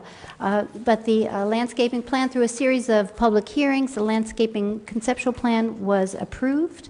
And it is to create 8 varied gardens on those 6 acres at 577 Mount Pleasant Avenue to reforest the site. Last year at the annual Arbor Day ceremony, students at Roosevelt Middle School already planted 2 trees. This $20,000 grant is to reforest a pollinator garden, a community pollinator garden. So it's really an invitation that if this is awarded, the community will be invited to plant plants that have been approved by the landscape architectural plan to reforest that site. So it's exciting. So we do have another Arbor Day ceremony coming up the last Friday in April, and students will be invited again to come up and launch this campaign. Thank you. Councilwoman? That's it. Thank you. My question was for Councilwoman McCartney on this grant. Are there any Yes. matching funds that we have to come up with on it, or? Well, there are in-kind services because we work with the recycling center for soil, for topsoil. DPW will do some of the work there as far as drilling the holes for the trees. This goes hand in hand with 500 trees that our town forester was able to already acquire. So no, this particular grant is $20,000 Good. for that. Thank you. Anything else, Councilwoman? No, thank Okay. you. They were on Councilman Cirillo, did ordinances. you have something? Yeah, John, Mr. Gross, and I should have called you earlier, 4817, just a little background. Is this the aggregate of all the tax appeals for the calendar year? We wish. 4817, no, this is just our January grouping. It's just our amends. January, so it's year to date. So these are the recent rulings by tax court? Yeah. Okay. And is that connected to 5017? We're going to use some of those appropriations to offset? Well, yes, directly. I mean, in terms of it's part of where we're going. We discussed, I think before, the council will remember, that 2017 was the year we're going to clean up a lot of our commercial. Yeah, I did see that claims list. this year, and this is a Yeah. big part of that. And that's what the other resolutions, because this now pushes us over the $1 million, so we're just amending the previous to go to the next level. And we'll certainly believe we'll be reaching the $2 million number. So hope maybe this discussion will deal with both of those resolutions. And the final question is, I think all these, all the properties lost value. Does this mean that possibly other properties have gone up in value? Yeah, for this particular list, a lot on this list are are deals that go back some period of time. And you know, by definition, when you lose a tax appeal, property values are going down. But the bright news is property values actually are increasing residential as well as commercial properties in general. We're seeing an uptick in terms of, for instance, once again this year, the library will be increasing the amount of money that it's receiving, which is based on your assessed valuations. So your Okay, that's a good overall measure. trend is upward. This year, you're going to see, again, the total is going to be down, but only because we're clearing up these outstanding tax appeals. So they are significant, but the good, again, as I think we've mentioned before, the good news is because we got them in and we're getting them in for January 1st, we don't have any 2017 bleeding. So, whereas in previous years, taxpayers had to make up the difference, now we're going to collect, a better share of it. We're going to have a lot better collection rate because of it. And I guess one more question and a corollary to that question. So you're right. Yes, I did see the fact that the majority of them are prior to 2016, right? Okay. And then the additional question. Do these include commercials as well, or this is just residential? It's both. Okay. Broad spectrum. Okay. Well, that's it for now. Thank you, Council President. Thank you. I also had a couple of questions about this. Just so everybody knows, the list of successful tax appeals is about $1 million. And there's a couple of them that actually the assessments went down in our favor. Right? Some went up. The assessments went up. I'm sorry. Yes. This is the There's two different, well, there's depending on which resolution you're talking about, there's also a third resolution on which are appeals that we believe that we can get increases Right. on. It's commercial. And that's the third resolution. And in the fall, you authorized the settlement of a number of ones that didn't result in increased assessment. And I would assume that the successful or the court judgments on the tax appeals that are in 4817, Resolution 4817, they're somewhat related to Resolution 5017, which is basically doubling the authorization for an emergency appropriation from $1 million to $2 million. Yeah, to the extent that it's driving the numbers, so yes. Do you think that $2 million will be approximately what our... No, I think it's going to be more than that. Okay. And thank you. And then just for 5117, Resolution 5117, it's a list of properties that our consultant Blau & Blau has asked for permission to pursue to see if they are, in fact, assessments that can be increased. The firm believes that they're under-assessed and that we could, by doing an appeal ourselves, that we could actually benefit the taxpayer. Right. Just as we did last year. And I had just asked because I don't recall us ever going through quite this process before. Is there a reason why we're now bringing all of, in the resolution, the specific properties that we're going to go after? Is there any reason why we're doing that now? Because I don't recall us doing it previously. So, I think we Ms. did. Carnival? We have? Yes. I think I flipped you an email asking. I sent them. Okay. So the answer is, Ms. Carnival confirmed. There were 2 in 2016. Yeah, we have done. Again, generally, there is a vetting process, and I just believe so there's no ever issue.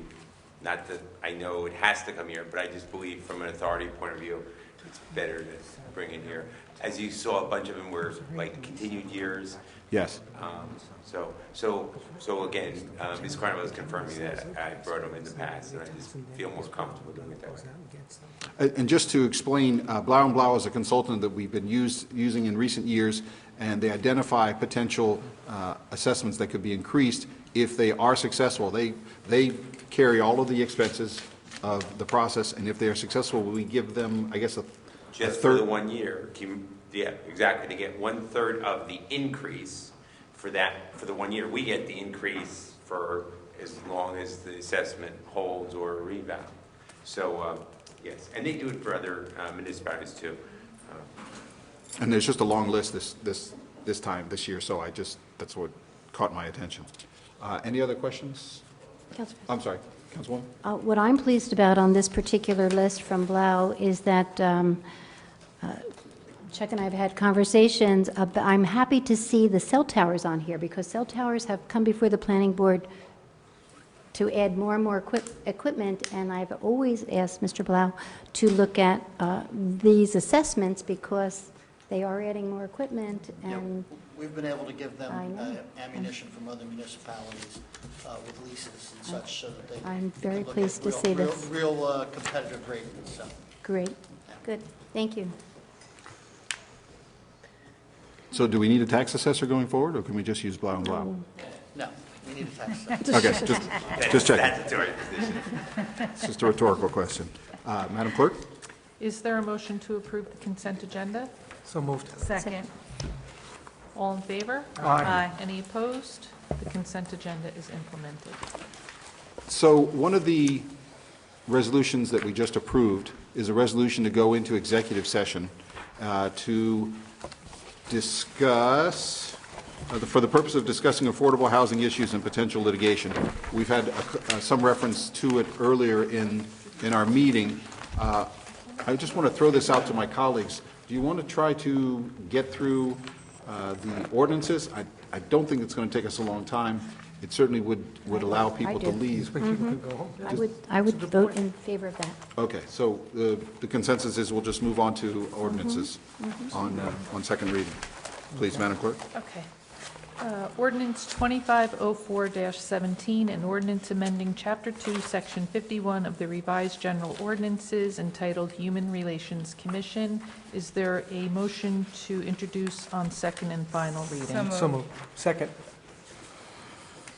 Councilwoman Castellino? Yes. Councilman Cirillo? Yes. Councilman Guarino? Yes. Councilwoman McCartney? Yes. Council President Krokoviac? Yes. Motion carries. Is there, at this time, we would have a public hearing. Anyone who wishes to speak on this ordinance, please raise your hand. Similar to public comment, I'll call on you, come up to the podium and just identify yourself by name and address. Is there anyone who wishes to be heard? I therefore close the public hearing and open up to discussion among my colleagues. Anybody have any thoughts of this? No. Yeah. Go ahead. Please, Councilman Green. Thank you, Council President. I just want to say, basis of this ordinance to redefine, reorganize the HRC Commission, I think it's crafted in a way to make it more efficient, to make it more focused, to really bring together, the true meaning of what the HRC is and what it's meant to do. I like the fact of the matter is it's designating certain areas. You don't need 23 people to run a board. A lot of us have boards that we're on that have less than 15. I believe this will make it focus. I mean, it's always hard for us to find a third person, or you find a third person and the second person and the first person leaves. So I think this puts a better focus on it. It makes it more controllable, and it's a good group. And you know what? You can always get volunteers. If you don't have a commission spot open, you can always get somebody to volunteer, and then eventually that person could become a commissioner when somebody else drops off. So I just want to put the point that I like it. I think it's really focused. I really think it brings it all together, and it'll address a lot of the issues that we may have had. And I think it gives our current chairwoman and it gives the board a good tool to work with to move the HRC forward. So thank you, Council President. For those of you who aren't familiar with the ordinance, it's basically reducing the size of the Human Relations Commission. Each one of the council people under the existing ordinance has 3 appointees to the commission, and the mayor, I believe, has 8 under the existing ordinance. And what we're doing is reducing the number of appointees by the council from 3 to 2, and I think the mayor reduces his to 3. Anyway, it's the concept is to try to make it more manageable, because it's probably our largest commission. Anybody else have any comments? Councilman Cirillo. Thank you, Council President.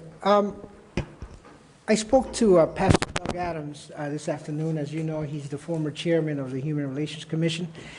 And he explained to me how the genesis of a lot of these changes to the policy or to the existing ordinance.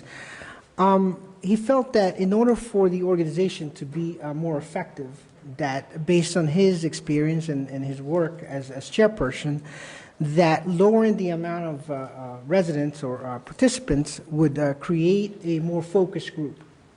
And he also felt that this way, a more focused group can be a better conduit to the public, to the general public, and to the mission and the vision of the organization, which is to build dialogue and through cooperation, we can develop a certain level of tolerance for each other and our ideas and our perspectives in a constructive manner. Pastor Adams is a person that I hold in really high regard. I have a lot of respect for the work that he's done, both in his ministry and as a member of the, or as a chairperson of the HRC. And I'm glad to hear that he was involved in the crafting of this process. I initially had some concerns about how he had come about. I would admit that I was not informed as it should have been, but that was clarified when I did a little bit of my research. Now, there are concerns from some of the membership with respect to inclusion in the crafting of this policy. I actually had a discussion with Councilwoman McCartney yesterday. Just happened to be talking on this and some other matters. I believe, if you take a look at the ordinance, it calls for the creation or the promulgation of bylaws for the organization. And I think that's an area where everyone can come together and provide their input.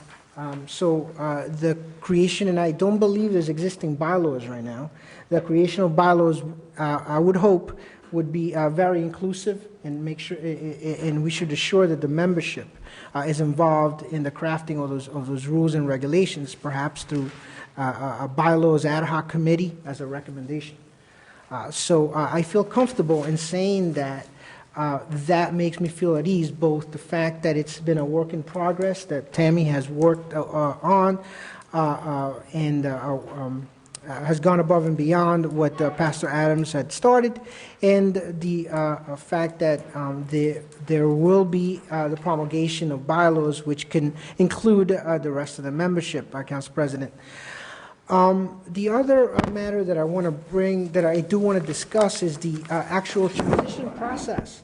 I don't know, I still haven't gotten a definitive response to how we would transition from the current membership, and I think that not knowing that has created some fears within the existing membership. These are passionate members of the organization that now have concerns on whether or not they will be allowed or they will continue to participate. Are we going to appoint some of our appointed members? Or are we starting from scratch? How will this take place? And I don't know if legal can answer that question, or perhaps I missed it in the language. Why don't we let should we ask Ms. Williams to, maybe she has a plan? Ms. Williams, if you'd like to come up and help us out here.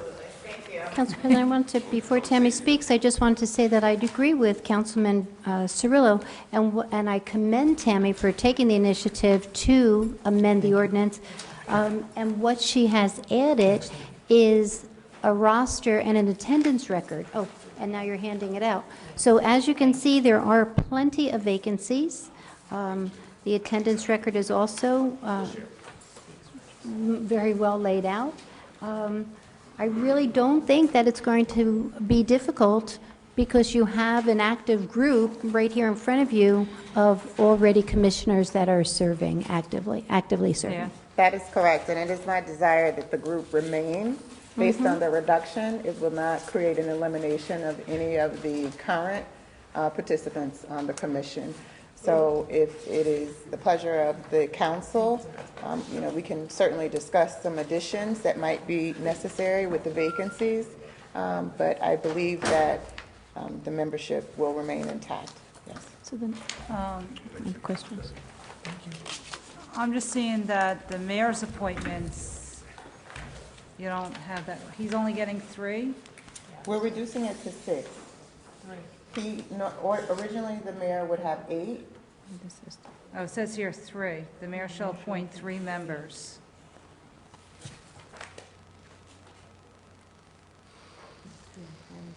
So 13. So this is supposed to be amended to 6? 10, 8, okay, 3.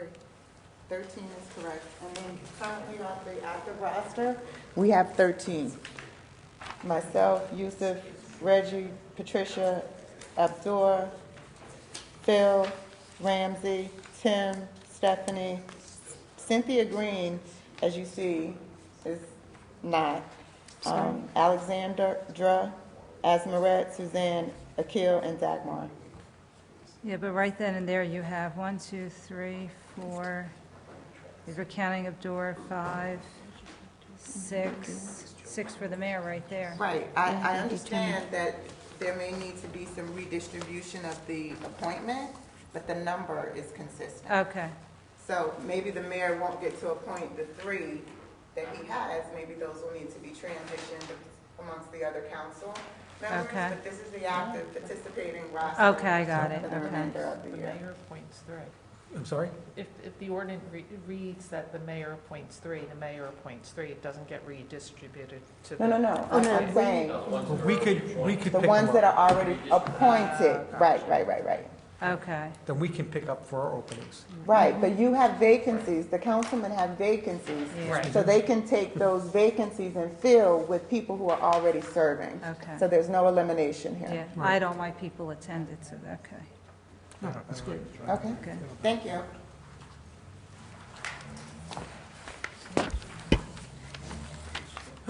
So, Council President, so people will lose their positions. What Mayor the- appointments. Yeah, but they're What not, it appears And to then me, we're the making an only thing, assumption that they will be reappointed. Well, that's true, too. well, here's the thing. The HRC, I think, by far, is the most active and has the most impact on the community of all of the commissions that we have. And just hearing the annual report listing all the activities, they are very busy and require a lot of people who are active, who That show up. can help put this together. The only, from my perspective, the only thing that changes is that some people will lose their appointment, but that only means that they won't be able to vote when issues come to a vote at a meeting. And there has to be some sort of rationalization. For example, the mayor will have to look at this, I believe, to be in compliance with the ordinance. He would have to reduce the number of appointees. And as Ms. Williams was pointing out, other council people who are also looking to perhaps fill out their appointments can consider those people for their own appointments. My third appointment was Ms. Gardner, the former acting chair, so she's left to go on to do even greater things. So I'm not in that situation, but I think the only difference, you still come to the meetings, you still be just as active and vocal as you need to be or want to be. You just don't get a vote when certain issues come for a vote of the HRC. Does that sound? yeah, I'm fine with it, because sitting on, as a liaison to the Public Relations Commission, we've had this, we've already done this, and, you know, where people sign up and they mean well. I'm sure everyone means well when they make a commitment, but, you know, life gets in the way sometimes. And, but the commissions need to function, and we've had our own issues where I've even said to a few of you, make sure when you send us an appointment, it's somebody that could really commit, because, you know, it's hard for us, you know, when you're at the meetings and you need the extra hand, and folks aren't attending the way they should, and then it becomes a little controversial when you have to have that conversation with somebody else's appointment about their attendance record. So I think this would help them out, and as Council President stated, which I agree with, they could always come and participate, they just, you know, just don't get a vote. But they're not there to vote anyway, because if you look at some of their attendance records, they haven't attended one meeting all year. So I don't want to have them, put them in a situation that they can't function the way they need to function. I mean, Council President, my feeling is there are a number of spaces open, so that if we have to reconfigure this, if the mayor only appoints 3, then we can look at these people, they're good people. And you don't want to lose these good people, so I wouldn't say I don't want them or anything else. I know all these people. I would fill them in if I had, if this goes. I would take my 2 openings and say, okay, here, there's your 2 openings, and then it takes away from what the mayor had. I mean, that's how I look at it. These are good people. Yep. And you don't want to lose good people. And you can already see in this spreadsheet who is able Right. and willing to come to the meeting, so Right. it Thank you, should be Council pretty easy. President. Yeah, I agree. I guess Councilwoman? the most, thank you, the most difficult part is on the mayor, That's my, you know? that's my point. Well, that's why he gets the big bucks. Well, I mean, he has a vacancy also, and we do see the fire official here, I believe, has moved on. But, you know, you would definitely want Abdur's input in your commission, so he may be one of those people that at least you have his input. But I agree. I think, you know, this is an active board, and their attendance record shows that, and there are quite a few other vacant spaces on here to fill. Any other discussion? Yes, Council President. Please. So I have Councilman Guarino with an opening. I have Councilman Cirillo with an opening. No, based on the new verbiage, Right. new you're right. language. You're right, sorry. Councilwoman McCartney with an opening. Councilwoman Castellino is full. Councilman Kukoviac is full. So we have 3 appointments left, and I would say that based on the mayor's appointments, we have 1, 2, 3, 4, 5, 6 with almost perfect attendance in the last 4 months of the calendar year. So 3 people would be taken off, right, based on the new language. And if we make a commitment to pick up one of those 3 people, I'm okay with this. Right. I'm committing that I can, I would reappoint one of the folks that the mayor does not appoint. And if we can get the rest of the council members to do the same, I'm okay. To piggyback on what he said, Council President, I would commit to also. I do, makes sense. Good. Sounds Thank you, good. Council President. Just need the mayor to Sorry, Vic.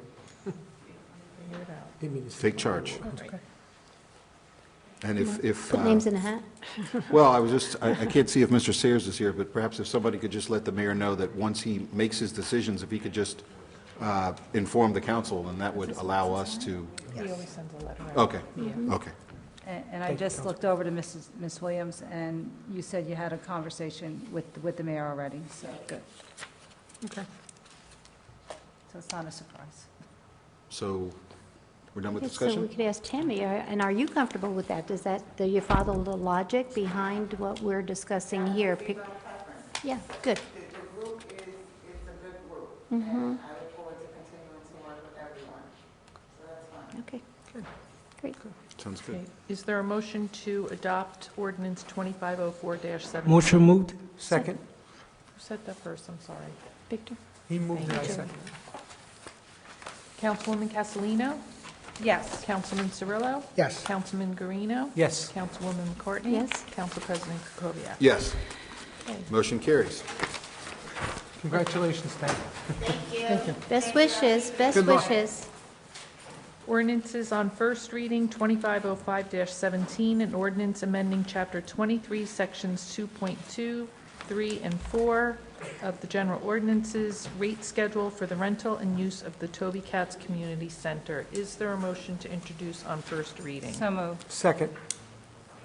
Councilwoman Castellino? Yes. Councilman Cirillo? Yes. Councilman Guarino? Yes. Councilwoman McCartney? Yes. Council President Kukoviac? Yes. Is there any discussion? Yeah. Mayor? Please. Yeah, I had a conversation with the rec director today, Mr. Keough, because I had some questions in regards to some of the language change.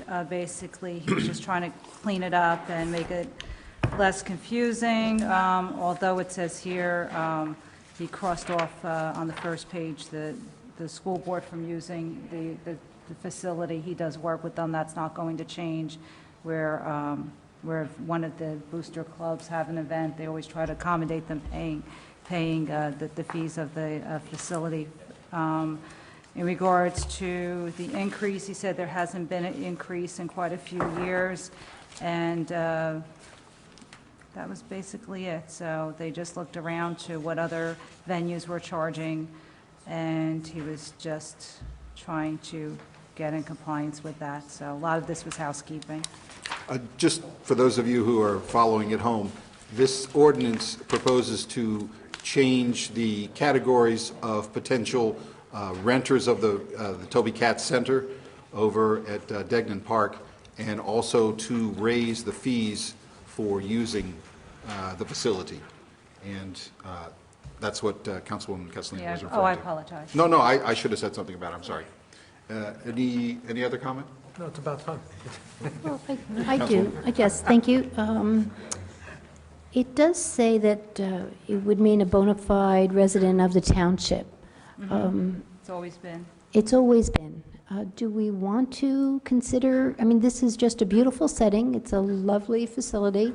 Would we want it to be available for? Well, I don't think the issue is having availability, because it books up very, very quickly by our residents, and that's why he said on that. I mean, down there is a tier that if he wants to go out of town, it does go up to $150 per. Okay. So there is an opportunity, but it does book up very quickly. So it's not restricted, that's. Not entirely, but there is, you do get preference as a Okay. resident, which there should, we should. I believe Yeah, thank residents you should for have pointing first- that out. I believe residents should have first dibs. And Thank also you. to note, if for the folks who haven't been at the Toby Katz Community Center recently, their township did a great job with the upgrades to the facility, so it looks beautiful. Did a nice job. Just a quick question, because there are so many proposed changes to the ordinance, is it possible to put the red line version up on the township website, just so if people really were interested? As was previously pointed out, there's a lot of interest in using the facility, and there may be some interest in people actually seeing what the proposed changes are. Is there any problem with putting a red line up on the? No, I think it's just a question of wherever it's generated from. Karen's, if it's my office, tell us. No, it's my office. Oh. I mean, your office sends it to me, and then we put it on the website, but Yeah. I don't ever put the red line version up on the website. I always put the final. I don't see any reason that we could not do it. Okay. It's logistics, but to me, Okay, it makes it easier. all right. People can actually see the difference. Yeah. The changes. Yes. Yeah. Mhm. Okay. Any other comment?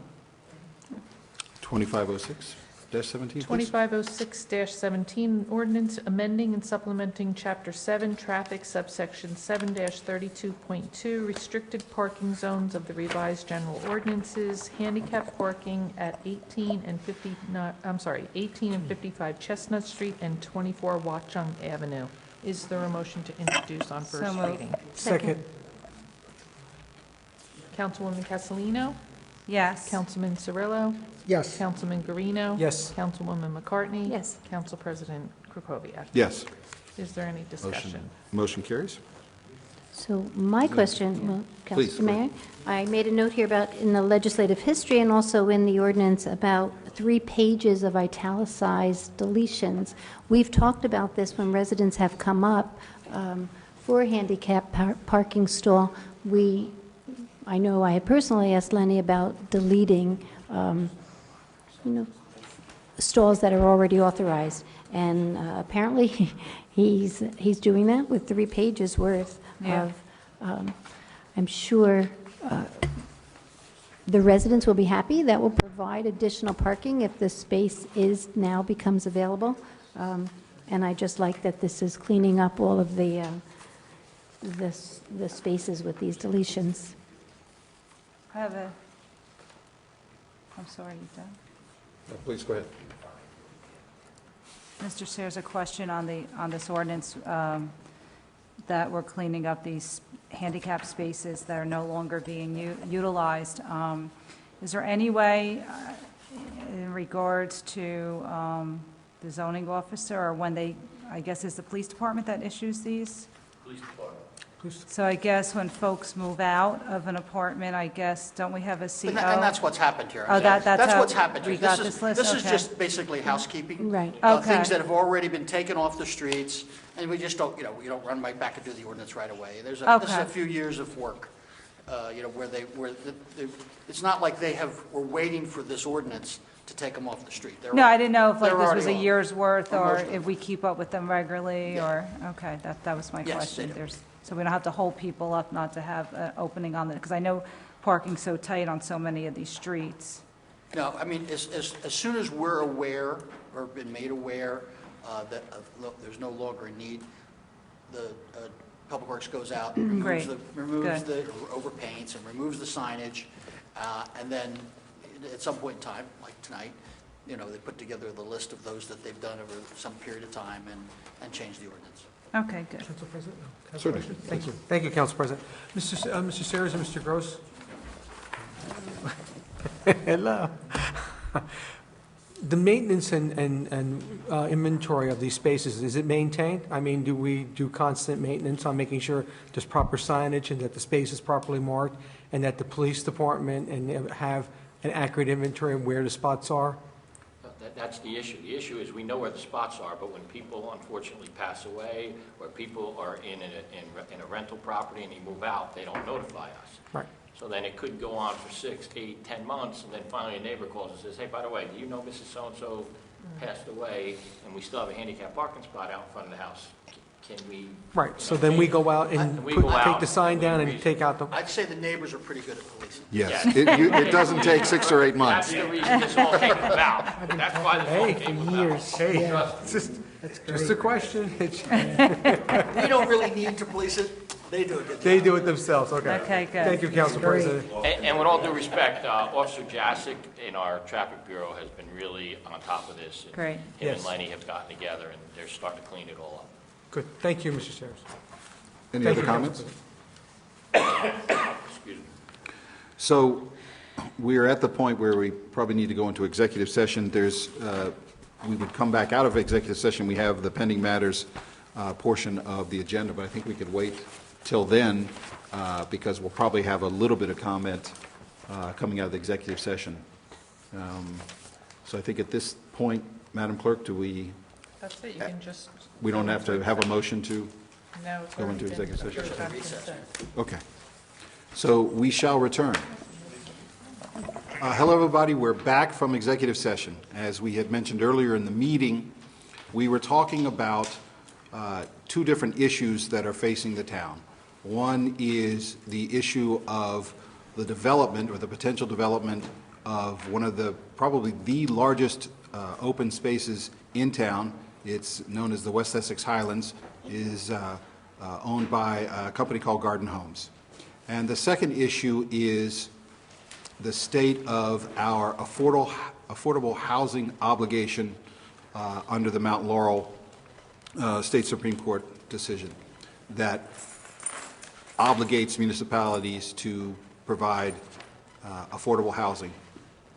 And just want to give you some background because these discussions that we're having and events that may occur over the next couple of months may impact everyone here because the obligation to provide this affordable housing could devolve to the township paying for it and therefore taxpayers.